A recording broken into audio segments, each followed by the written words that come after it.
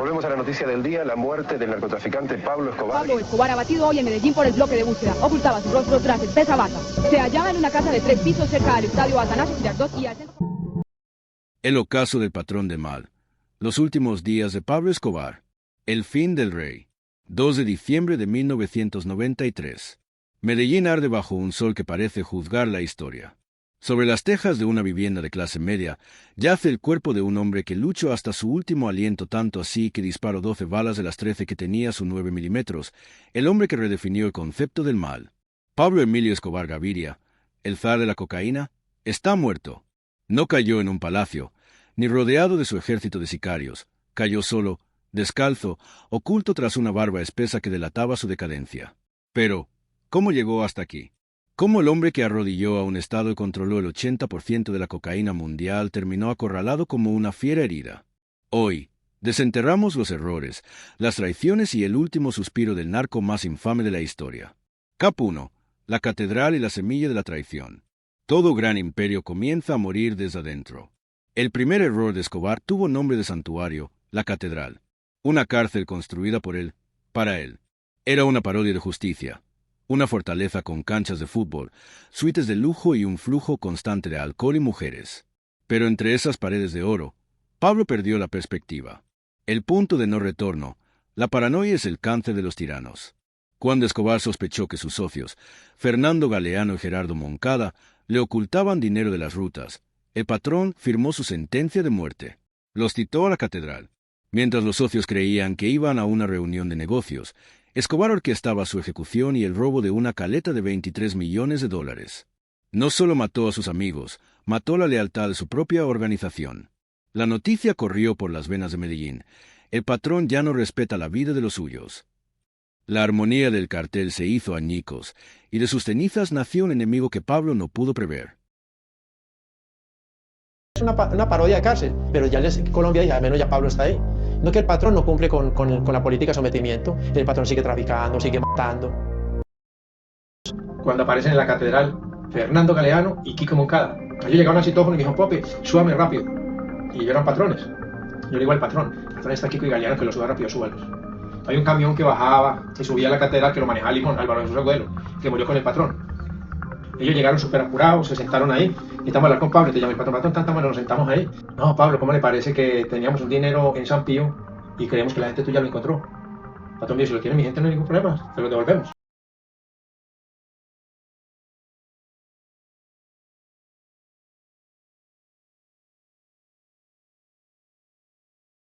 Como a las 2 horas llega Titi al citófono. El patrón le pasa por el citófono, entonces Titi le dice, patrón, ¿cómo le parece que nos metimos a una casa en busca de $50.000 y encontramos $23.300.000? Dice que ese dinero es suyo. El patrón dice, no, mío, ese dinero no es mío. Eso es de Kiko y de Galeano. Si quiere, queden ustedes con todo el dinero y peleen la guerra ustedes con Kiko y Galeano. Y no, o si quiere, van $18 millones a mí, se quedan con el resto y yo mato a Kiko y a Galeano mañana. Y les prendo una guerra a ellos. Yo no, claro, patrón, de una. Un día se acaba el cartel de Medellín, ¿por qué? Don Berna viaja a Cali, se entrevista con los 4 grandes de Cali, ya están los castaños, y ahí ya nosotros nos fugamos de la cárcel de la catedral cuando van a intervenir. Y ahí es donde ellos fundan los Pepes, perseguidos por Pablo Escobar. La fuga y el fundan los Pepes, y ahí es donde surgimiento viene de ya los el principio del fin Julio del de 1992. El gobierno, humillado por los lujos de la catedral, decide actuar, pero Escobar siempre iba un paso adelante. En una noche de neblina espesa que parecía bendecir su huida, Pablo se desvaneció entre los guardias. Se convirtió en el fantasma más buscado del planeta. La cacería se vuelve personal, pero esta vez no solo la policía lo buscaba. Entran en escena los Pepes, perseguidos por Pablo Escobar. Una alianza impensable. El cártel de Cali, paramilitares, antiguos socios traicionados, en las sombras, la tecnología de la DEA y la CIA. Todos se juntaron en contra del patrón y aún así la balanza solo cede a poco. Los Pepes no jugaban bajo las reglas del Estado. Respondieron al terror con terror. Destruyeron sus propiedades, quemaron sus cuadros de Dalí y Picasso y cazaron a cada hombre que lavara sus carros o vigilara sus puertas. Pablo estaba viendo cómo su mundo se reducía a cenizas. Empiezan a atacar la parte financiera, la parte militar, todo, el de la comunicación, el que le lavaba los carros, todo. Pablo Escobar era un monstruo, pero era un monstruo que amaba. Y ese amor fue su perdición. Con su ejército diezmado, su única prioridad era su familia. El 28 de noviembre de 1993, el golpe final llegó desde Alemania. Su esposa e hijos fueron rechazados y devueltos a Colombia. Acogerlos en su nación a petición del gobierno colombiano. Aquí en el aeropuerto de Frankfurt, en Alemania, está detenida en este momento la familia de Pablo Escobar Gaviria. De inmediato la policía abordó la nave y retuvo a los 4 viajeros. Río Negro, lunes 29 de noviembre de 1993. Señor embajador de Alemania en Colombia, con enorme sorpresa he recibido la noticia de la expulsión de Alemania de mi familia inocente. Pero más me sorprende el trato recibido por ellos cuando se les tilda de mafiosos y narcotraficantes que por su condición de mujeres inocentes y menores de edad resulta absolutamente repugnante. Sé que el pueblo alemán no comparte semejante actuación, como en su momento el pueblo de Chile en encuestas radiales tampoco compartió la actitud del gobierno de ese país, pero su gobierno ya olvidó que Colombia y otros países de América Latina han sido paraíso y refugio de ciudadanos alemanes que huyeron después de la Segunda Guerra Mundial. Aquí se les trató con cariño y con respeto, y nunca a sus familiares inocentes se les tildó de criminales. Atentamente, Pablo Escobar Gaviria. Un caos muy berraco para que nos llamen a paz. Cuando hay una guerra civil bien berraca, nos llaman a paz. Esa es la única fórmula que yo le debo a él. Y nos dedicamos a darle los coritos, a quemarles las caras. Y hacer una guerra civil bien berraca, entonces nos tienen que llamar al diálogo de la paz y arreglamos con todo el mundo y se nos arreglan los problemas. No le debo otra solución. ¿Verdad que luchar, hermano? Hay que poner todo el corazón para eso y nos vamos a morir todos, nos morimos todos. La formalidad con la nobleza, con la debilidad normal. Eso se lo puedo demostrar en estos días apenas empiece la guerra de esos hijos. Pablo comenzó desesperadamente a perpetrar ataques terroristas por todo el país. ¿Aló? Hola, Pablo Escobar. Le quiero pedir un favor muy grande en nombre del país. Sí. ¿Por qué no hacemos algo para que se entregue y le garanticen la vida y se pueda ver con su familia? yo estoy disponible para eso, yo soy el que tiene mejor voluntad en este caso. Estoy dispuesto a aceptar una cárcel intermedia, pero necesito hacer un estudio de esa cárcel porque es que yo no puedo permanecer en una cárcel urbana porque me colocan un carro bomba y vuelan una manzana. Transmítale al presidente que tengo la intención de regresar a una cárcel diferente a la de Envigado, pero que necesito saber cuáles son las condiciones de seguridad. Porque Pero, ¿cómo se lo transmitimos, Pablo? Castaño le decía algo que busca. El único talón de Aquiles de Pablo Escobar es la familia, no hay más. La trampa del Hotel Tequendama. Recluidos en un hotel bajo custodia policial, su familia se convirtió en el cebo perfecto. Pablo, el hombre que utilizaba señuelos y llamadas falsas para burlar la tecnología estadounidense, cometió el error fatal, la desesperación. Creía que su familia estaba en peligro inminente de ser asesinada y razones no le faltaban ya que acarreaba demasiados enemigos a sus espaldas. Fue el cumpleaños 44 de Pablo. El zar, el hombre de los 1000 escondites, bajó la guardia. Realizóse... Cuídese mucho, usted sabe que todos lo necesitamos. Tranquila, amor, yo no tengo otro objetivo en la vida, sino luchar por ustedes. Yo estoy metido en una cueva, estoy muy seguro, ya salimos de la parte de crimen. ¿Con alguien de la fiscalía para la reubicación de ustedes en el exterior? Sí, tranquilo. ¿Había algún compromiso por parte de ustedes con la fiscalía? Esa es otra pregunta. Por ejemplo, la entrega de su padre.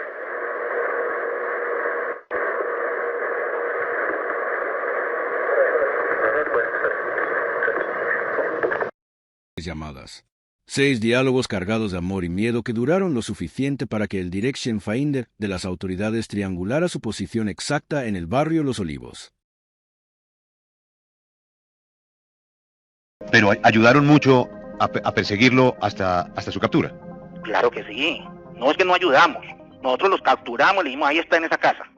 Hay un aparato que se llama Direction Finder. En ese momento no se conocía en Colombia. La policía no lo tenía. Nosotros lo trajimos. Nosotros le desenrollamos los teléfonos y le grabamos. Tenemos más de 500 cassettes del señor Pablo Escobar.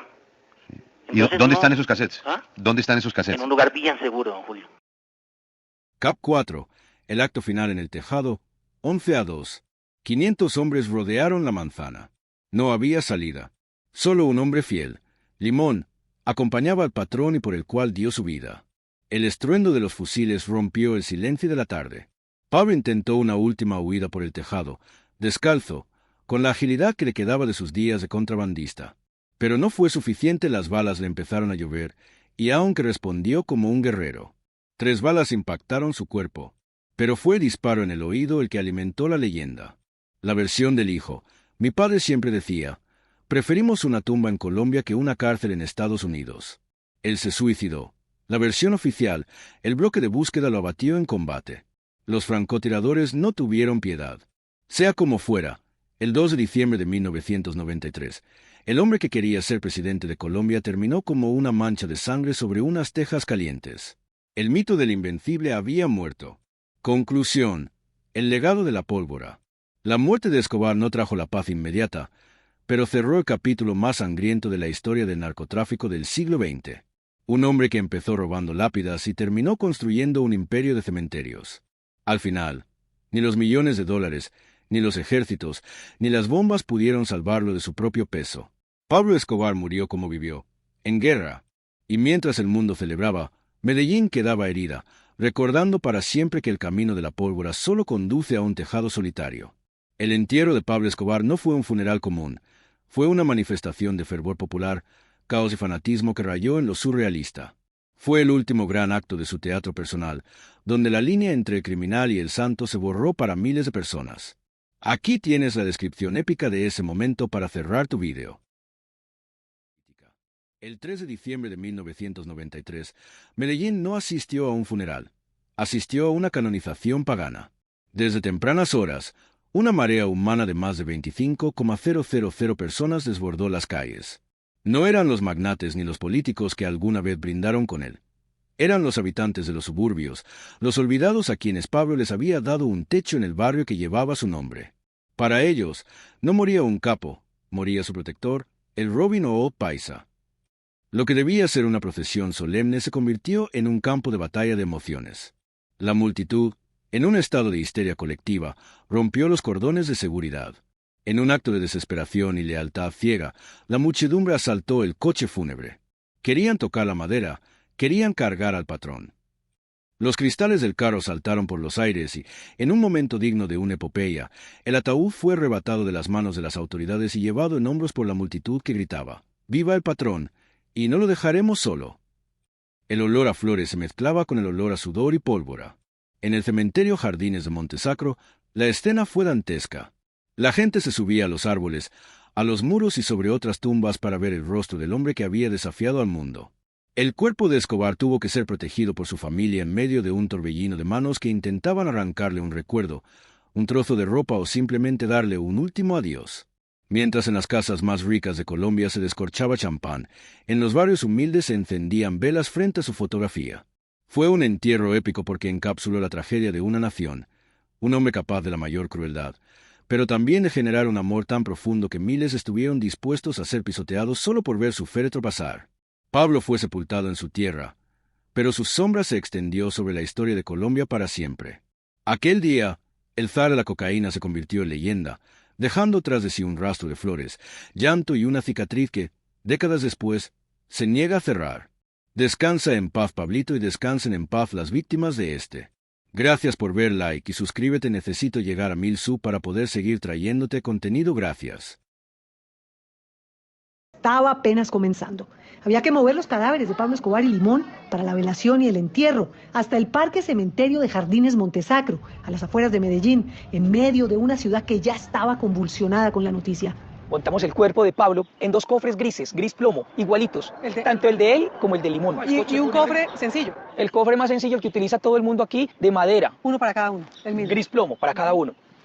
Pusimos a Pablo en el coche fúnebre que yo iba a manejar y el de Limón en el otro coche fúnebre atrás donde iba mi compañero Gustavo. Había gente alborotada en las calles. La familia tenía miedo de que algo le pasara al cadáver de Pablo o a ellos. Se respiraba en el ambiente una mezcla de alivio y temor a que vengaran su muerte. No, eso era una cosa increíble. Cuando nosotros salimos, esa torre de energía estaba llena de gente, eso era un racimo humano allí y mucha gente ahí ovacionando a Pablo, Pablo, Pablo. Aquí afuera. Aquí afuera. ¿Quién dijo caos? El parque cementerio se empezó a llenar de gente imposible de controlar. Miles de curiosos inundaron la sala donde lo estaban velando. Todos querían tocarlo, verlo, despedirse. Se escuchaban gritos y arengas y pancartas despidiéndolo. Filas de cuadras enteras de una multitud incrédula queriéndole dar el último adiós. Y yo le dije: Juan Pablo, su papá ya entró en un proceso de descomposición, hay que enterrarlo, entiérrenlo. Soy el único que, bueno. Y entiérrenlo fue que llamamos a la 4ª brigada, mandaron como 50 soldados que nos abrieron como una calle allá para poder entrar allá, recuperar el cuerpo, sacarlo y de una enterrarlo. Y doña Nubida al lado. Y esa señora una calma. Con mucho esfuerzo llegaron al sector Capillas, pusieron el féretro en el descensor y los empleados del cementerio comenzaron a echarle tierra para siempre. una tumba rodeado de otros familiares que ya no están y que se ha convertido en un lugar de peregrinación. Es que siguen llevándole ofrendas florales y regalos, y algunos tienen fe de que desde el más allá el gran capo los va a ayudar con algún milagrito. ¿Y vienen a rezarle o a mirar? Y a pedirle. ¿Y usted le ha pedido algo en esta cantidad de tiempo? Yo no le pido nada a los turistas, más bien. Que eso sí le dan, porque lo que es él, sí, lo que es no, él ya. Yo lo comí. Federico lleva los mismos años que Pablo bajo tierra, trabajando como guía turístico y cuidando el mausoleo familiar por unas monedas. Entonces, tenemos a don Pablo. Murió de 44 años. De memoria recita quiénes son y de qué murieron. Sigue el hermano, el menor, el niño. ¿Y cuál es el parentesco y el linaje completico de Escobar? Sigue la nana, la del servicio, quien los cuidaba a ellos cuando estaban niños. Como si la tumba fuera de un héroe, de un hijo ilustre de nuestra tierra y no de un mafioso cualquiera que puso al país de rodillas. Y este es Gustavito Junior, que mataron el mismo día. El mismo día en la mañana y a ellos en la tarde. Omar dejó a los muertos en paz. Vive solo en su apartamento en Medellín. Escribe. Tantos años en los anfiteatros, las morgues y las funerarias le ayudaron a tener la sangre fría para enfrentarse a los vivos, a los que hay que tenerle a veces más miedo que a los muertos. Eso sí, lo enterrado no se lo quita a nadie, y menos haber sido él el que metió en un cajón al mafioso más poderoso de todos los tiempos. ¿Y Pablo no le jaló las patas? No. No, para nada, él estaba tranquilito, a mí eso no me da miedo. Omar, muchas gracias. Con todo gusto. Según el dictamen forense, por su estado de salud, Pablo Escobar hubiera vivido 22 años más, o sea que hubiera muerto de 66 años en el 2015. Quizás encerrado en una cárcel, o extraditado, o recogido, o arrepentido. Y ahora, quién sabe dónde estará, si vagando en un limbo, o si este hombre que metió a Colombia en tantas guerras haya logrado descansar en paz.